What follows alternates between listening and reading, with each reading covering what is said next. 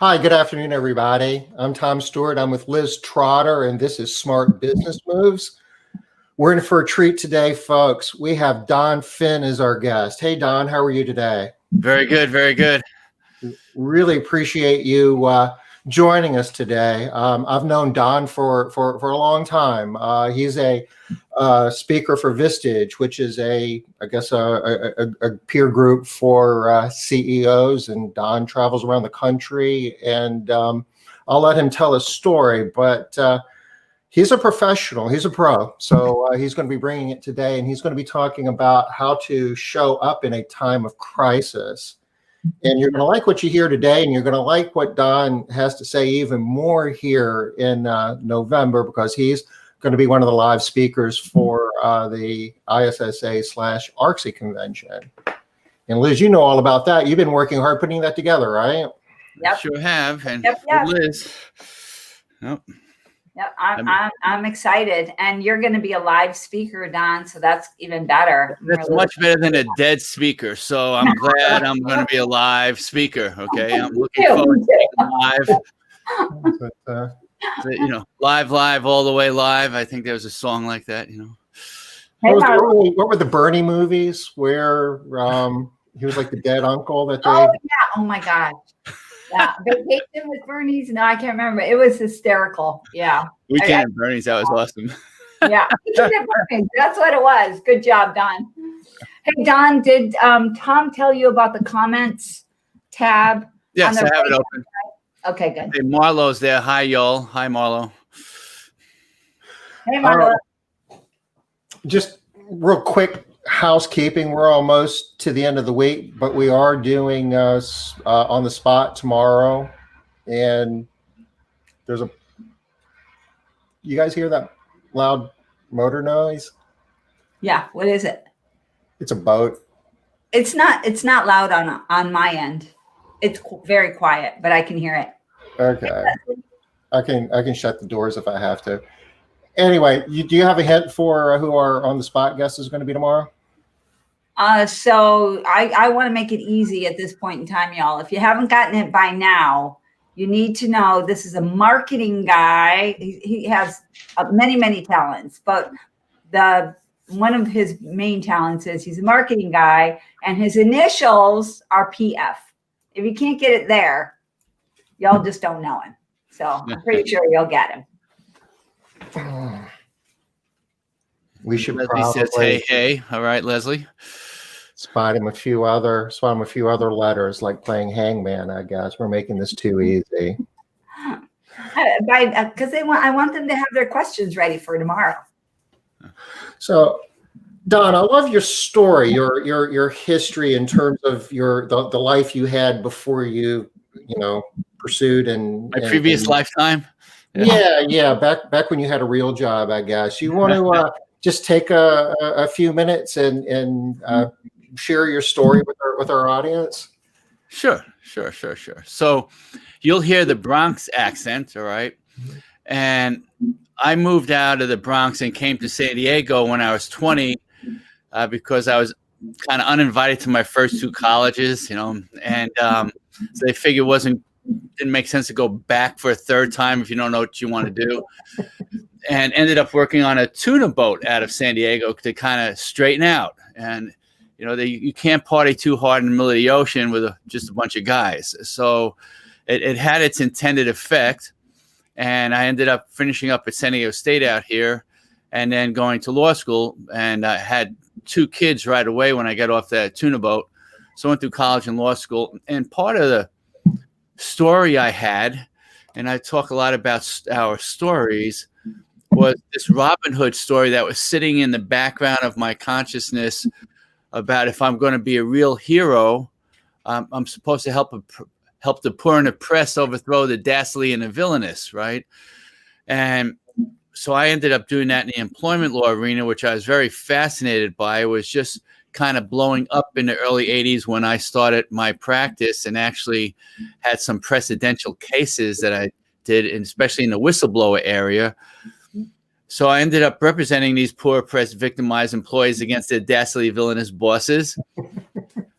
And whether fortunately or not, I never lost a case I took to trial. I was very smart about what cases to try. That's part of that equation. But at the end of my career, I represented nuclear power plant whistleblowers. So I kept ratcheting up the complexity of my cases over the years. And my life turned into a John Grisham novel at that point, literally putting in over 70 hours a week, trying to fight for the cause, killing the marriage in the process, burning myself out. And they knew that I had a very big set of cases on my hands, and they would not let me take them to trial. So they put me on appeal year after year after year. These cases dragged out 5 years, 6 years. And my finances were getting dragged out 5 years, 6, and my clients were having enough of it. And we finally said, you know what, this is nonsense. And that's pretty much when I quit litigating. Interestingly, the cases I did get to litigate in those last few years, I represented employers who I had beat earlier on in my career, asking me to represent them.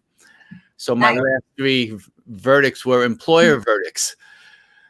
Then I quit litigation entirely at 40. I did some turnaround consulting and eventually started a company called HR That Works. So this was at the beginning of the internet just blowing up, the information marketing and all that kind of idea.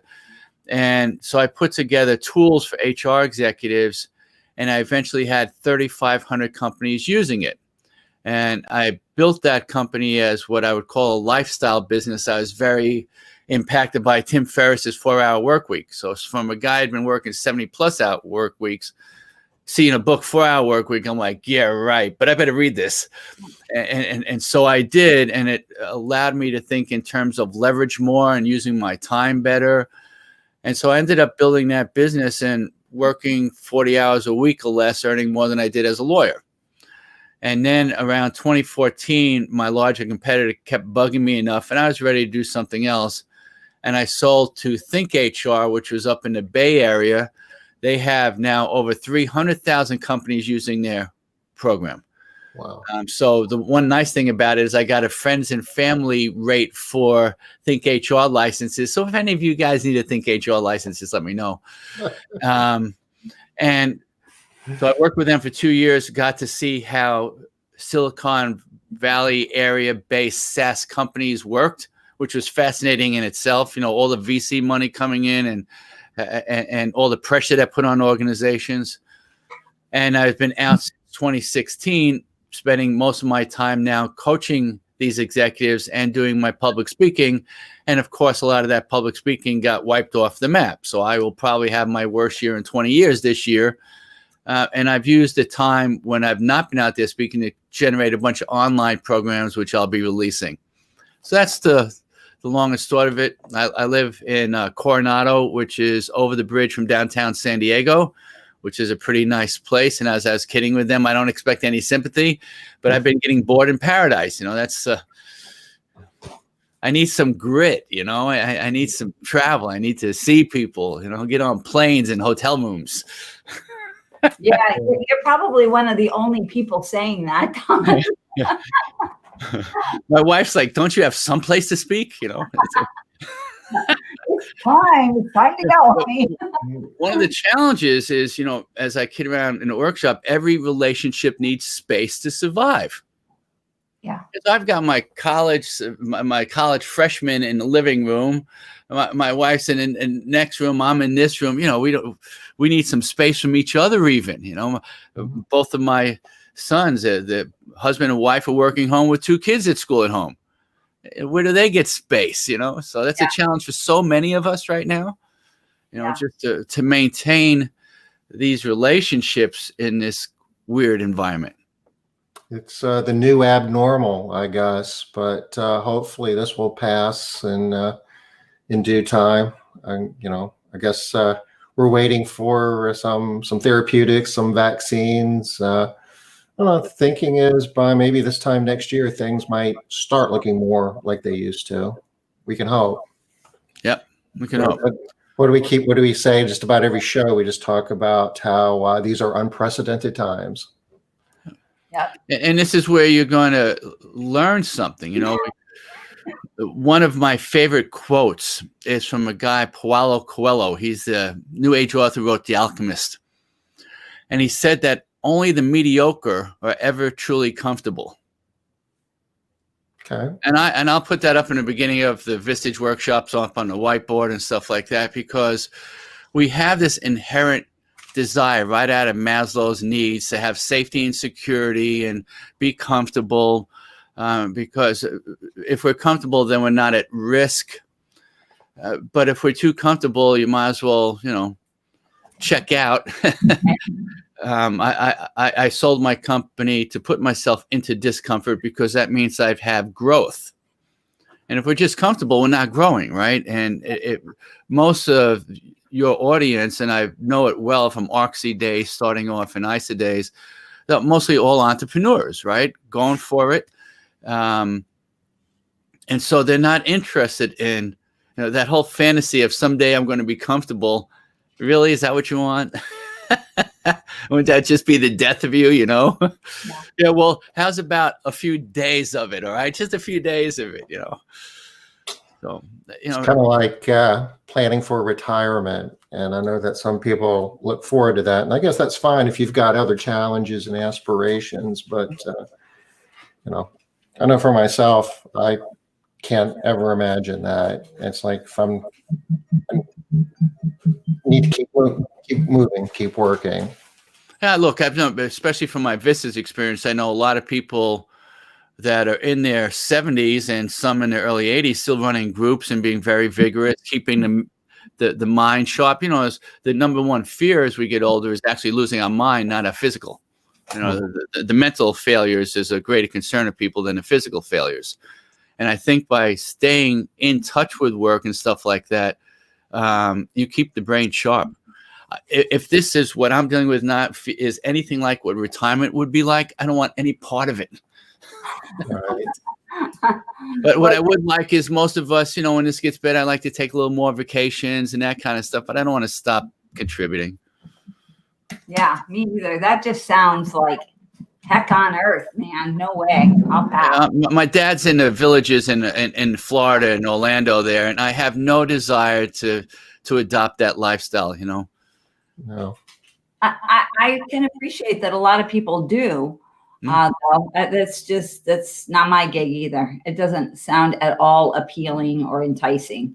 Yeah, and it's not as that motive isn't as great in the entrepreneurial community as in the quote employee community, because a lot of those people, they're traditional, they come out of Midwest manufacturing environments, they got these pensions, they're able to retire on them nicely. That's all disappearing. That after the baby boom generation, those pensions don't exist anymore, and all that stuff is gone. It's going to really change that retirement landscape a lot. I'll be curious to see what the villages is like in 20 to 30 years when all those pensions have passed away. Well, that's a good point. Yeah, that's true. Yeah. Well, it's a good thing we like to keep working. I mean, that's our plan. Well, it doesn't have to be full time, as long as it's fulfilling, right? That's the whole idea, is to be fulfilled. So yeah, agreed. Yeah. Well, tell us what you're going to talk with us about today, Don. I'm excited about I was intrigued by your topic. Yeah. Well, I have won myself out about speaking about coronavirus laws. I don't want no more coronavirus law webinars. Because of my legal background and the fact I can move quickly, I was able to jump in right away with you folks and some of the other associations because I could help quickly. Now the big law firms, they're a little slower to turn on the dime. They finally have caught up, and I'll let them do the webinars now. I'll go back to what I really want to talk about. And that's how we show up in difficult times. So we've heard of the idea of emotional intelligence. Daniel Goleman wrote that book back in 1995. All right. So that's been in the vocabulary ever since then. He actually grabbed some of that work from other professors that came out with information in 1990. He said, "Do you mind if I borrow your stuff?" and he became a bestseller with it. But what their studies have shown is that a person's emotional intelligence, or as they call EQ, emotional quotient, is more important to their leadership success than their IQ. Right? Now, we've all known some really smart people that can't get out of their own way, right? We've seen that in your industry. I've seen that in my industry, and it's omnipresent. And so I realized that this was something that directly related to the work that I was doing in the workforce, because I saw a lot of nonsense going on in the workplace, right? And I'm sure both of you have experienced that. And one of my favorite questions I ask people is, have you ever fantasized about going to work and having no employees to deal with that day? Yeah, man. I get that fantasy, right? Because we don't want to deal with all the drama. The thing that drives business owners nuts the most is that which they can't control. They're all basically control freaks. If you're an entrepreneur, you're pretty much going to be a control freak. You don't want anybody else telling you what to do in your life. That's why you work for yourself. You might have made more money working for somebody else, but the heck with that. At least I'm my own man. I'm my own woman. And we tend to be kind of micromanagers and control freaks. And that's a real challenge for us, because control is dead. As a workplace approach, trying to control other people is pretty much dead today. The catch-22 is the employee you can control, you don't want working for you. Right. I always kid around. I said, do what I tell you to do. Don't think for yourself. And you do that, and I'll take care of you.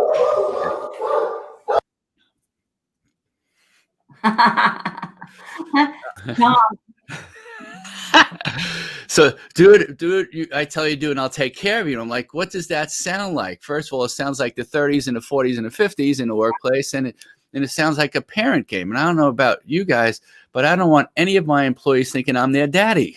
I am not your daddy, okay? And so I don't want to get in this situation where I'm trying to be so controlling, because that's very exhausting. And the people who allow themselves to be controlled, what does that say about them? So I'm really not interested in that type of person being my employee. I don't want anybody thinking I'm there to save them. Okay, because that's not my job to save other adults. Yeah. So when we've been going through all of this, this is an unprecedented experience for the vast majority of people. I remember 2008, 2009 very well. That's when I was doing maybe 80 Vistage workshops a year, and just seeing all the panic going on there. But this is kind of a different thing. That was a quick off the cliff, and it had this very immediate impact. This is kind of this wavy thing going on. We don't know when that wave oscillation is going to stop or where it's going to end up, right? And so it's a little bit unprecedented. It's not a typical financial challenge that we had in the .com failure or 2008, 2009. We're old enough to remember those things. There's a lot of people in the workplace today, the millennials, have not had to experience that. Yeah. They have not, that when they were in school in 2008, 2009, a lot of them. That was their parents' problem, not their problem. So all of a sudden, this is very unprecedented for half the workforce, at least. All right, that's dealing with it today. So I sat back and I said, all right, knowing what I do talk about, knowing what I know, how do I help myself? How do I help other people? And one thing I like to have is frames to think through. Right, because this can get very noisy and very complex, and as Einstein talked about the importance of finding simplicity in things, right? Mm-hmm. And so I distilled down my framework for dealing with this to 3 words. And as Tom and I were kidding around, this is my high-tech presentation today. Okay, this is where we're going. Yeah, nice. Okay. And I'll be a little bit. There you go. I'll be a little bit more hipper than this in the ARCSI presentation. Okay, so the first word is responsibility, and so that takes care of the logic of the situation. So what's the overriding word for the logic of the situation? And to me, that's responsibility. Right? And so I have to ask myself, as an employer, am I doing what I'm required to do to be responsible. So now part of that responsibility is all the compliance stuff that's come out and will continue to be generated. Fortunately, the Department of Labor has done a pretty good job on their frequently asked questions page about trying to answer every possible question out there. And understanding the business of my responsibility to employees versus my responsibility for employees. Big distinction. Tom probably remembers that. I talking about it years ago. Yes. So you are only responsible for your employees where the law says you are. So right now, the law says you've got to create a safe workplace. Well, that's a responsibility to put people in a safe workplace, right? You're required to pay their wages and pay their overtime. And that's a challenge now with remote workers and how we track time tracking. So all those responsibilities for them are legally mandated. All the other places, you're only responsible to those employees. They're adults. I'm not responsible for you. You're an adult. All right. You're responsible for you.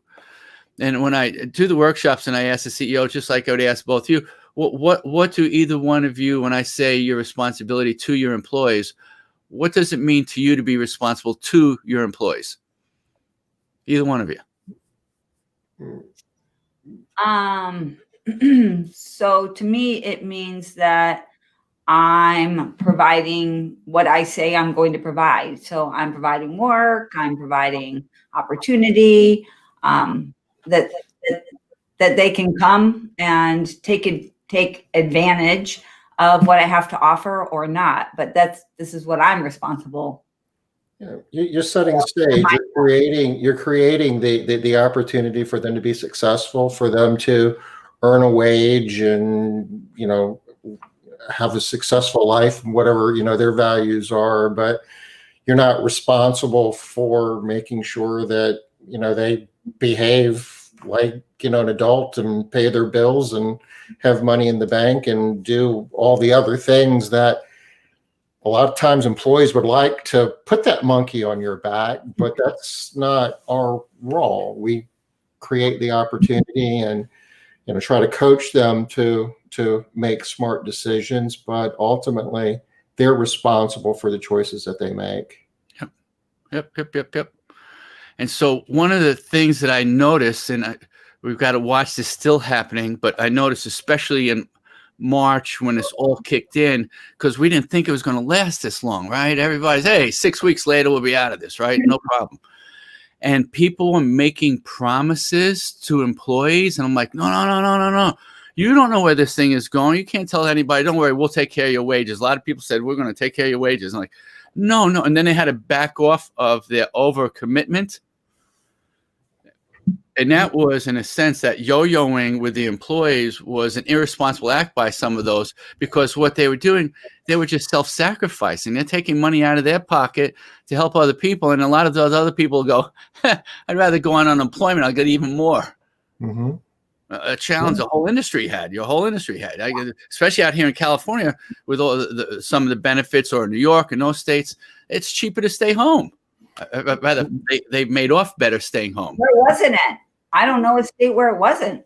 Yeah, I mean, if you look at the wages in the house cleaning industry, just by market forces or such, that I guess the extra $600 a week the federal government is throwing in on top of state unemployment, it was always a better financial outcome to be on unemployment. Yeah. So that's one of the, so the first place we start, and I don't want to spend a lot more time with this, is on the responsibility.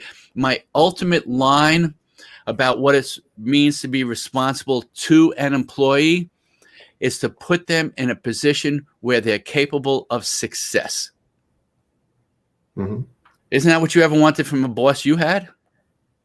Yeah. Just let me show my stuff. I'm willing to work hard. I'm willing to learn and stuff. Let me show that.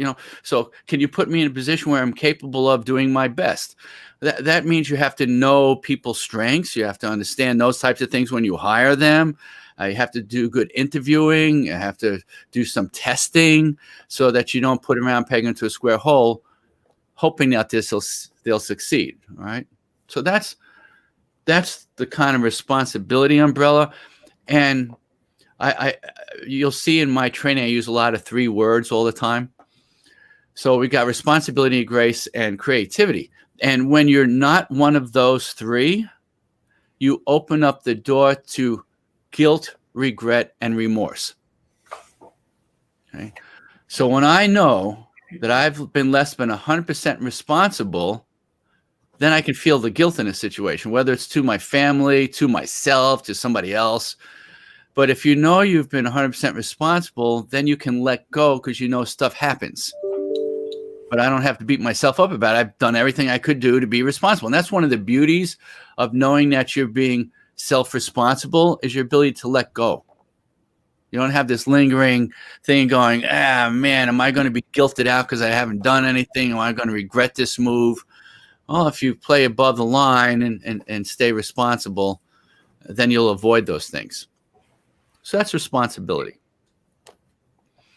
The next word was grace. If you remember, so grace being the second word here. And I was again, from the emotional standpoint, how we show up, the right side of the brain, the soft stuff, however you want to language that. The word, the highest thought word I could come up with was grace. I just really sat in it, settled into it, and said, okay, what word works here? And grace does. Because isn't that how you want to show up? Gracefully. I can't think of talking about somebody and saying that person's so graceful. What better thing could you say about somebody, And we've heard that phrase, grace under fire. All right, so in high pressured situations, how do we show up gracefully? And that's where most of the conversation I have goes about how we do that. So both of you know that a lot of my conversation first started around the drama triangle of the victim, the villain, and the hero. And we have heard that forever. That's been around forever. We're familiar with it just from our own upbringing and domestication. We know about victims, villains, and heroes since we're little kids. Right? But what people a lot of times don't understand is the distinction between being a true victim, true villain, or true hero, and the mask that we put on, the drama mask that you're so familiar from Greek tragedies. We distinguish between somebody being a victim and having a victim mentality. Right? Victim mentality is how you show up. If you get hit by a Mack truck, you're a victim. How you deal with the fact is the mentality. And so we're familiar with that distinction. A lot of us haven't taken that thought out further to realize that there's also the villain mentality versus a true villain, and it's the hero mentality versus the true hero. Okay? Nice. So that's where we start. And in the setting of the workplace, we've been domesticated into stories before we ever had a job. We had a story about work before we ever got to work. Okay. It came from the dinner table. It came from movies. It came from all these other places. So before we were 18 and had our first real jobs, I'm not talking about some, but real jobs, post-school real jobs. Up to then, it was all a story about the workplace. And now, all of a sudden, in that story, in the domestication of the story about work, the employee has always been cast in the victim role. Throughout all stories, okay. Any movie, any dinner conversation you heard about your parents talking about their experience, or somebody else talking about their experience. So it was all about how work sucked. My boss is terrible. I don't get paid enough. They treat me like, what, and all this type of stuff. That's what you didn't grow up in wonderful work stories. Who grew up in those, Unless your family was maybe an entrepreneur, right? Right. Well, and they had control over their lives, and then they'll point fingers at the government and to everybody else, right? Right. They were more villainous. So have to start off by understanding the default position of the employee as victim. So their unconscious mind, which their learning does 90% of the processing in our body is the unconscious brain. wants you to be safe and secure. And so they have all these stories built up to say, okay, your spidey senses, I want you to watch to see where you're being victimized. The spidey senses aren't there to see it. I want you to watch where you're being treated like a hero. That's not what we're watching, because we're still concerned about safety and security. Maslow 101, right?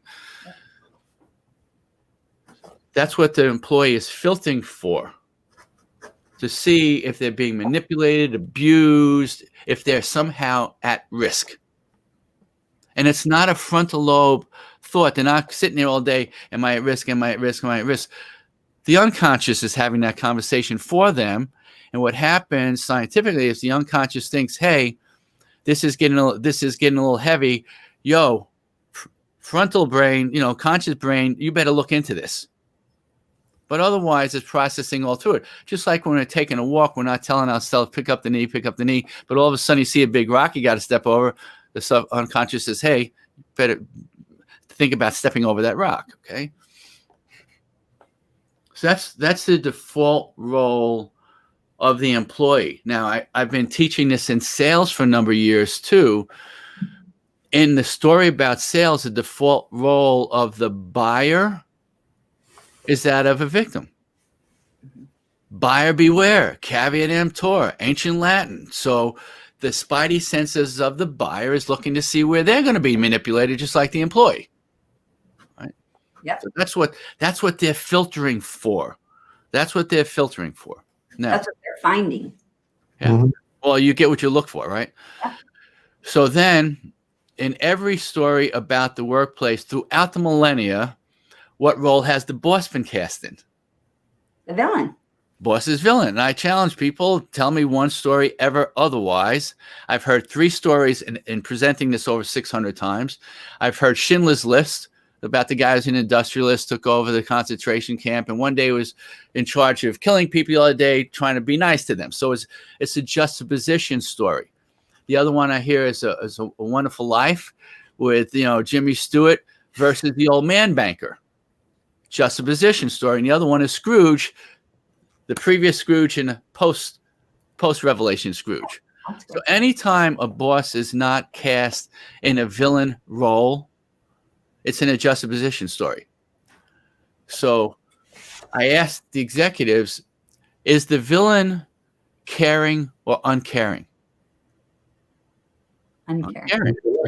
So what are the spidey senses of these employees looking for to see where you don't care about them? Because that puts them at risk, right? There's still the safety and security thing. So that's what the spidey sense is there to make sure that you're safe and secure. Okay. One of the books that really hit home for me was called Leadership and Self-Deception. Oh, all hail, Don, my favorite book. Okay, very good. So Tom knows I've been a voracious reader. I've been probably reading a book a week for 30 years. All right. And I learned how to read fast and all that. And it's one of the most impactful books I've read. Just because of the very simple theme of it. You don't have to read the book. The bottom line is that our self-talk is that I'm a caring person. I can't believe there's anybody that out there, unless they're psychologically deranged, that doesn't have a self-talk that I'm a caring person. And what the book says, the deception, is that we show people that we care about them. And what they remind you in that book is your self-talk doesn't matter. Only thing people experience is what can work off of what they experience with you. So if you don't show people that you care, why should they assume you do? Okay. If you don't be caring. Yeah. So now I asked the group, this is what I miss about in-person stuff, but I asked the group, somebody give me an example of the last time you showed one of your employees that you cared about them. And the first thing that happens is dead silence. Oh. Go ahead. But generally, it's dead silence. Now tell me, give me an example of how you showed somebody you cared about them. Me? Yeah, I thought you were going to try to do that. Yeah. So the last time was probably this morning when I had a one-on-one with somebody, kind of ad hoc. I knew he was kind of having a rough day, and so I pulled him into my office and just had a quick one-on-one with him. Good. Tom, you got a quick story? I would have to give it a little bit of thought, actually. Yeah. Look, what happens is, of course, I care about them. I give them a job. I keep them in a safe environment. I'm trying to do the best to market our services so we have more work, all that type of stuff. And it's the same thing at home. I work hard. We have a nice house. We're going on good vacations, all this kind of good stuff. That has no emotional connection. That doesn't register. That doesn't count. That's not the type of caring that moves the needle. Right. So when I asked the executives to give me an example, almost everybody gives an example of a calamity of some kind. Their kid got in an accident, their spouse got cancer, this happened with their mom. And I said, do you need a calamity to show people you care about them? Mm-hmm. Yeah. Okay. And that I was like, it was a wake-up call for me. And I played this little game, putting rubber bands on my wrist to remind me about things. And I played the game of showing one person a day for 30 straight days that I cared about them. And it changed things for me. It gave me an awareness that I didn't have. Now it's so easy to find ways to show people you care about them. I look forward to it. It's so fun. It's actually, it's gratifying stuff, One of my clients is an HR executive, high-end HR, and they manage 5 hotels. And she put together a 30-day calendar with an idea of how on each day you can show somebody you care about them. I thought that was the most awesome thing she did. She even said on the weekends how you can show your family you care about them. All right, so I'm going to show you. That was pretty amazing. You'll like this, Don. You see these 5 little paper clips? Yes. They're all different colors. Uh-huh.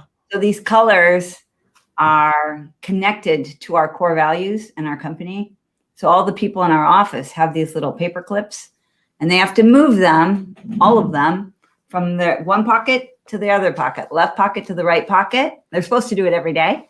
And I will check periodically, show me your pockets, show me your paper clips, to see if they've been moved and make sure that they have them. So you're supposed to show somebody your care about them around these paper clips. So it's the same idea, right? Same idea.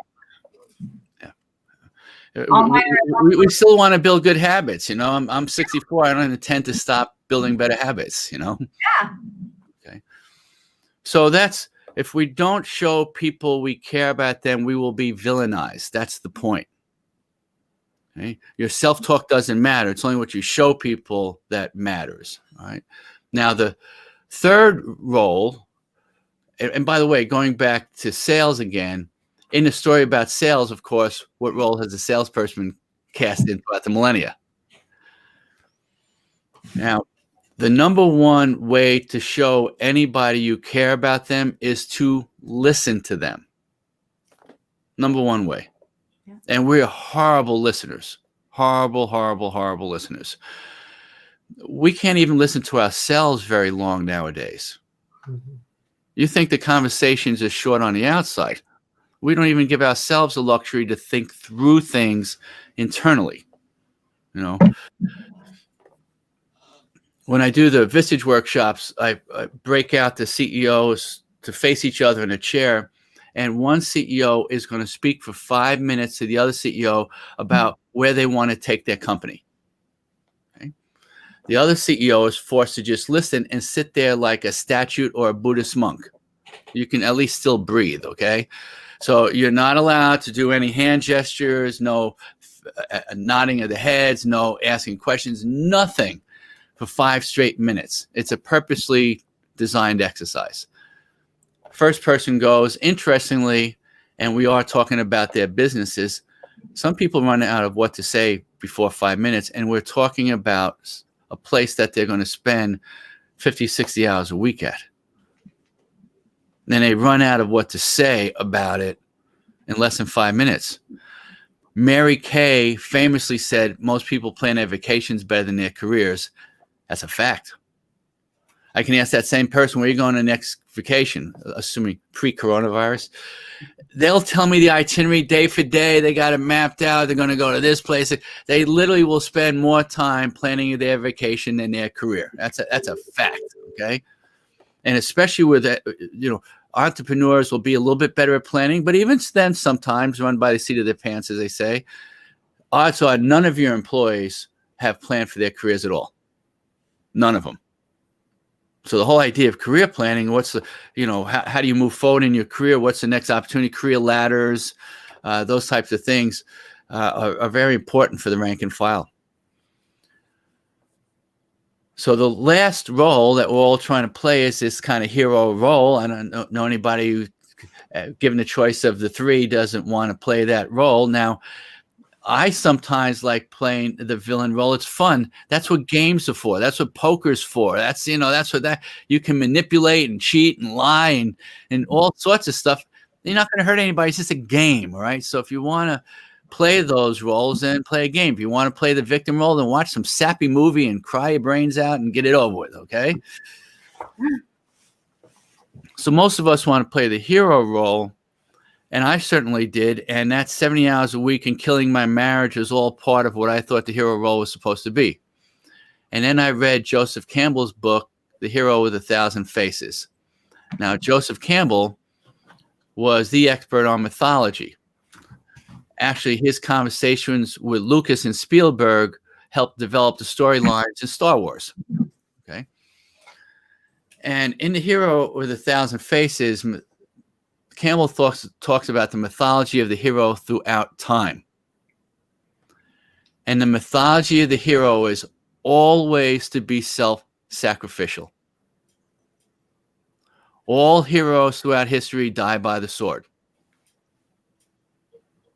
And you're not in mythology a hero if you haven't self-sacrificed. Because again, a lot of that mythology was built to help people want to self-sacrifice, right? You want a guy to go to war for you, you got to tell him a hero story, self-sacrifice. So the self-sacrifice, at the end of the book, he says that's just mythology. The reality is you don't have to self-sacrifice to be a hero. That's just a story. And as Dr. Phil would say, how's that story working for you? Didn't work so well for me. And I'm like, whoa, you mean you don't have to self-sacrifice to be a hero? How come nobody ever told me that? I never heard that. I was 40. I had never heard that in my life. I heard just the opposite. And that we're supposed to triumph of the hero journey. You're going to have this big mountain of trouble that you've got to overcome so somehow you can redeem yourself afterwards. That would invite you to find some trouble to overcome. So the whole idea that the hero journey has to be self-sacrificial, it has to be hard, you have to triumph over things, it's just storyland. What if it doesn't have to be hard? What if it doesn't have to be hard? That thought blew me away, that, wait a minute, it doesn't have to be hard? And that's a fact. So I realized this when I went to law school. I had started 2 years later than most of my classmates because of my life's journeys. I already started with 2 kids. I'd been working. I'd had challenges way before law school. So law school is not the hardest thing on my plate, right? And everybody else had the story, law school is going to be really hard. Med school is going to be really hard. Graduate school is going to be really hard. Starting this business is going to be really hard.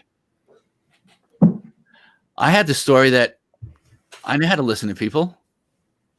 I can spit back what they've told me. I can pass a test. How hard can that be? You want to see some hard shit? I'll show you some hard stuff. You want to see some hard stuff? Just follow those people around and do the work for you guys every day, day after day after day after day. That's a lot harder than going to law school to me. Okay? Nice cushy environment, learning from smart people, just spitting it back. So I chose to have a good time going to law school, and I did. We got the same grades, got the same degree. They tortured themselves for 3 years, and I had fun for 3 years. So the reality is, even in building our businesses, we have to do things. ISA and ARCSI are around to help share best practices. You just have to do the best practices. You don't need a story on top of it that it's going to be hard or it's going to be easy. I mean, you don't need a story on top of it's going to be hard. If you're going to have a story on top of it, because you need a story somehow, then have a story. I got this. This is easy. I can, no problem, do it in my sleep. All right. You still have to do the same doing.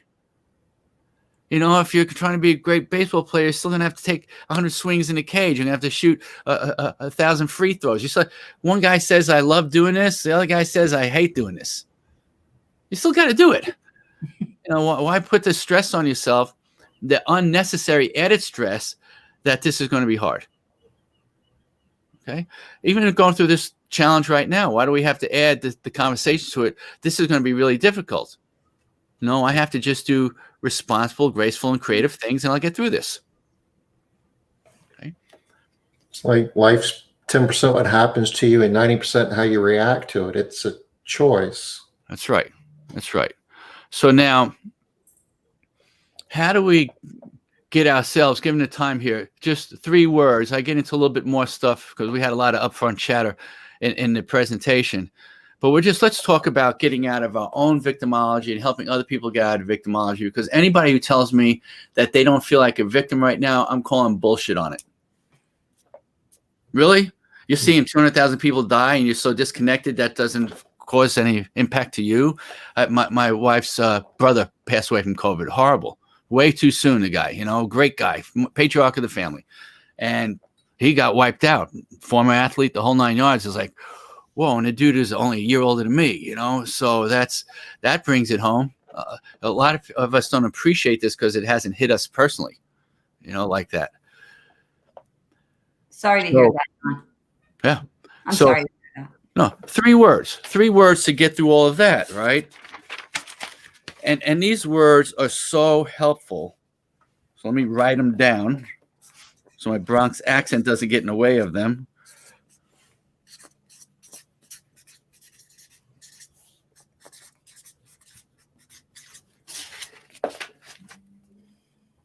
Okay? Coax, encourage, and inspire. So the first word, coax, we're not going to get out of our victimology in any kind of leap. You don't leap out of victimology. You get out of it one step at a time. All right? So the languaging around it, you think, watching my grandkids, I get to see how we most naturally learn. We experiment one little experiment at a time, just one step at a time with all of that. So we're going to get through this one step at a time. And the question that I ask and the line that I use, which is very practiced line, I teach it to a lot of salespeople too. Let's try this, whatever that is. Let's try this as a first safe step and see how it feels. Now, you can talk to somebody about your entire cleaning program, all the things that you can do, and put that person on overwhelm having to make a big decision. Or you can say, look, that's where this can end up, but why don't we just try this? Why don't you just let me clean one office one time? Let's just try that as a first safe step and see how that feels to you. So I want to come at this person with the first safest, minimalist step possible for them to say yes to. When I did that, my consulting work did a turnaround, because at first I was very humble. Then I got all full of myself. I came in and said, you ought to do this. You need to do this. I'm the expert, all this stuff, and kind of overwhelmed those people. And I ended up getting people wanted me to save them as clients. And that's just exhausting. So then I stepped back and I said, you know what? This is what I've done for other people. This is what we can do. But I tell you what, why don't we try this as a first safe step, and we'll see how that feels. And nobody said no. As I kid around, I wish I had known that line when I was dating, okay? So let's try this as a first safe step and see how it feels. I don't, let's say, see if it works. I am giving them an emotional out, right? So that's how we coax people. One safe, all right, so I ask myself as I'm going through this, what's my next safe step? What's my next safe step? What's my next safe step? So I'm not overburdening myself, right? So much of So much of us have this fear about the future that we bring into our present and creating anxiety. And there's absolutely no power in doing that. All the power is in the present. Stay present. What's my next safe step? What's my next safe step? So that's coaxing. Pat on a baby butt. The second word here is to encourage people. And I certainly knew the dictionary definition of encouragement, just like you folks do. And then I met Gary, and he changed my whole notion of what encouragement is. Gary, very successful insurance broker out here in San Diego, multimillionaire, outsells the rest of his team 4-1, and they're successful. I said, Gary, what makes you so different? I figured he had some technique, some strategy, some magic sauce or something that we'd all missed. And he goes, we've all been through the same training. I can't think of anything unique. I said, all right, let's do this. Let's he had 8 salespeople. Let's go to your conference room. Let me try to deconstruct what makes you different. Let me ask some questions and see what comes out of it. He goes, sure. So I get me and him at the head of each table, 4 people on each side. And I started by asking the question, what's the most important thing you do every day? And you can even think how you would answer that, either one of you. And I went around and I got a good, responsible, logical approach around the table. Make the plan, work the plan, understand the prospect's needs, try to satisfy their need. Look, that is good blocking and tackling, responsible thinking. And if you execute on it, you'll have 6-figure sales success, like all of them did. Then I get to Gary. What do you think his answer was? I go, Gary. Something to do with encourage? Yeah. So what's the most important thing that you do every day? And he looks at me and he goes, I make people feel good about themselves. Now, that was not the answer I expected. My response, and I immediately got it. It was one of those things like, whoa, it was the double whoa, it's like, I didn't expect that. And holy shit, I get it, Isn't it true that the person who's made you feel good about yourself, you will do anything for? Oh, yeah. Those people might exist on one hand in your lifetime. You are blessed if you got them on 2 hands in your lifetime. I'm not kidding. Mm-hmm. So much of our parents were fear-based. It wasn't, they're trying to control us from hurting ourselves, etc. So that person who might have made us feel good about ourselves might have been an uncle or a coach or a teacher or somebody like that wasn't so invested in our survival. So they're liberated from that. So making people feel good about themselves is so unique. It is truly so unique. So most people try to sell into pain. Pain pills sell for more than vitamins. I'm like, Gary, well, what about this pain? He goes, don't you think there's enough pain out there, Don? I'm like, hey, man, I agree. I'm not out to see how much I can put somebody in pain so they can then be their hero and save them in that nonsense, right? I said, okay, Gary, I get it. What's your secret to making people feel good about themselves? And again, his answer is simple and profound. He goes, it's easy. You find the good in them.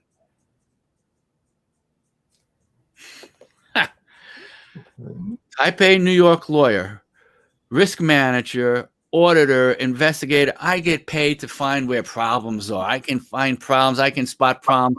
And my landscape was, this is a problem, that's a problem, that's a problem, that's a problem, that's a problem. I'm very good at finding problems, right? And what was I doing to myself, to my loved ones, to my work environment? I was really busy finding out what was wrong with everything. Yep. Yeah. And so that was a smack upside the head and said, okay, from now on, I'm going to find the good in things, including myself and other people and circumstances. So one way I've been getting through this is to try to find the good in it. I've actually had longer conversations with my wife and son than I've had in many years. I've actually been able to catch up with some old friends and kind of reinvent myself and do some of the learning I've been wanting to do, but never had the time to do, that type of thing. So even in the most difficult of circumstances, you can find the good in it. Okay? So that's encouragement. by the way, I asked Gary, how do you prep for meetings? Everybody else is like, oh, I go on the internet, I look at this stuff, I go, all right, what's your answer? And he goes, I focus on liking them before I meet them. So now, before I don't have to hear these things twice before I go into meetings. I literally will focus on liking this person before I meet them. Now, what kind of vibe do you think that brings in? Great vibe. Yeah, absolutely. We communicate through vibration just like animals do. We really do. The antelope and the cheetah don't have conversations. They just feel the vibe, and so do we. Right. So the third word here is to inspire people, which comes from the Latin spiritus, which means breath or life. It's very hard to have one without the other, right? And I'm saying, so leaders have inspired people throughout the millennia with stories. You don't inspire people with facts. Facts tell, stories sell, right? Yeah. So we inspire people with stories, and it's always been the story of some kind of glorious future brought into the present. All right. Some glorious future brought into the present. That's how we inspire people. It might be horrible now, but this is what it's going. This is where we're moving towards. Right? And given all that reading landscape, one book just jumped out to me, and it's Nassim Taleb's Anti-Fragile.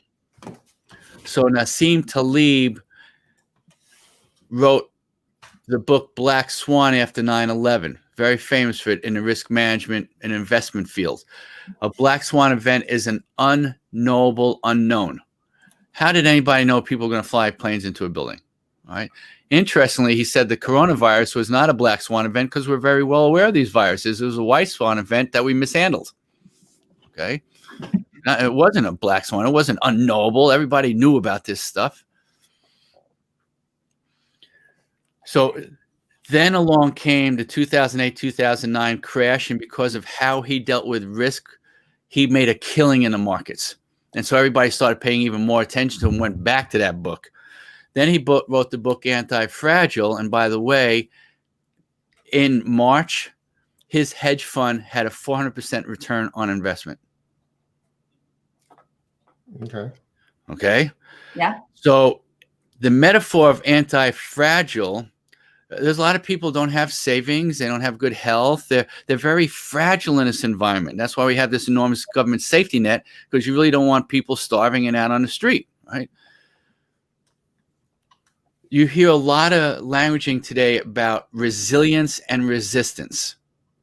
The resilience is that idea of the bamboo. You can blow it down and it'll come right back up. So if you've got the 6-month savings the financial planners tell you to have, odds are you're going to get through this thing without losing the roof over your head or food in your mouth. Now, look, I know people making $300,000 a year, live paycheck to paycheck, are really panicked right now. Because they don't have the work and they don't have the savings to match their lifestyle. All right, so they're kind of panic mode. All right. So when you're resilient or resistant, you can take the hit and come back. Now you might have to work a little bit longer, save a little bit longer, but you'll be all right. When you're anti-fragile, you grow from disorder. You grow from chaos. You evolve like nature does. Nature is anti-fragile. So I love the metaphor being anti-fragile. What do I have to do to be stronger coming out of all of this? What can I do today to be stronger coming? That's anti-fragility. And the greatest part of anti-fragility is creativity. That's a big part of being anti-fragile. We have to be inclusive to the ideas of everybody, not my way or the highway. We have to realize that these are unprecedented times. So I love the metaphor, and a lot of my clients have the book cover up around their office. The anti-fragile, I can't think of a better metaphor to inspire people with. What would that be? You've shared with us several books that you certainly have shaped your thinking in our discussion today. I'll drop links to these and from Amazon if anybody wants to check these out. Anti-Fragile, the Joseph Campbell book. We want to make it easy for people. The leadership and self-deception is. Did I get that right, or was that? Yeah, that's it. That's it. Tom, you have had this training from me, the getting out of the box training. This is the Be Better framework. That's where that's from. Oh, really? Okay, awesome, awesome. Don, we're at the top of the hour. We've got just another minute or so. Are there any closing thoughts you'd like to leave us with? Yeah, just this framework. It really is having. If there is something more that I could really think through and sit in and use as a framework for people, this is simple. It covers all the bases. It covers the logical, covers the emotional, and it covers the new, the creative. And I can't think of a better metaphor for that. And coax, encourage, and inspire is how we help ourselves and other people become true heroes. And so that's why I love that, trying to be, we'll talk a little bit about emotional energy and bring a different conversation into the presentation that you've heard a little bit about before, about our emotions around it. So for example, a victim has very low emotional energy. A villain has a very strong, and so does a hero have strong emotional energy. So how we handle our energy is something I'll also be bringing into the conversation next month. So, nice.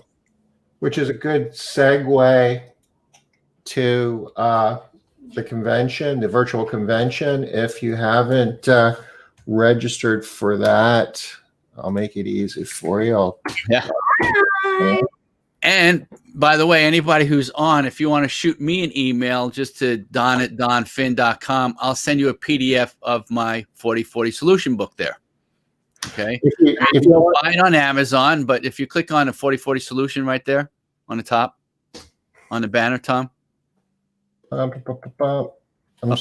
right, where it says 40/40 solution. Yeah. Got it. Yeah.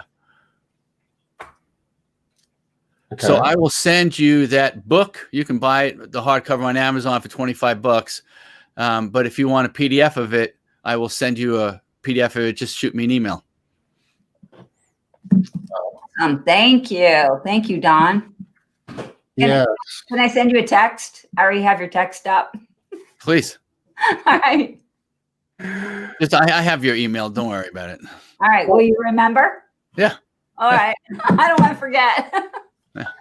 Thank you, Don. This is kind of a preview of what you're going to be getting and a whole lot more. We've got a lot of speakers for the convention, November 16th through 19th. It's going to be virtual. It's going to be really easy. You're not going to have to get on an airplane or travel or do anything. You'll be able to do it from the comfort of your own home. Just have a lot of popcorn. That's all. Easy, cheap, and safe. Yes. Hey, 3 words, right? Love both of you guys. So glad you brought me on today. I'm looking forward to catching up with everybody else at the convention. I saw the lineup. You've got some great speakers coming on. So I'm glad to be part of that team. Thank you, Don. We'll see you in November, and we'll be back here tomorrow at 5 o'clock Eastern. Take care. See you tomorrow. Bye-bye. Bye, guys.